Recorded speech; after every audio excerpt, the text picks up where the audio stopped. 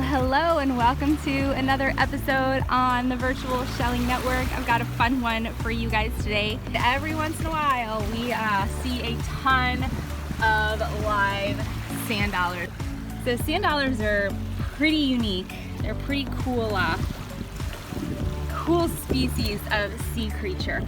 But the unique thing about sea stars or starfish and sand dollars is that they can regenerate, which is amazing. So here you can see some of the sand dollar tracks as they kind of move along in the sand.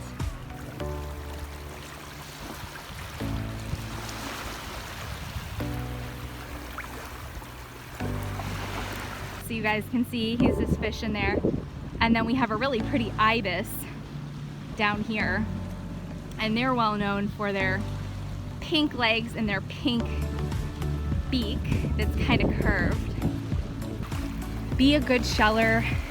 We always say, only take empty shells, because not all shells that have a creature inside are alive. Hermit crabs, the shell is not alive, but obviously there's somebody living in there. Because this is kind of a common misconception that I hear a lot of the time, that if a sand dollar is dark, it's alive, and if a sand dollar is light, it is dead, and that is not always the case.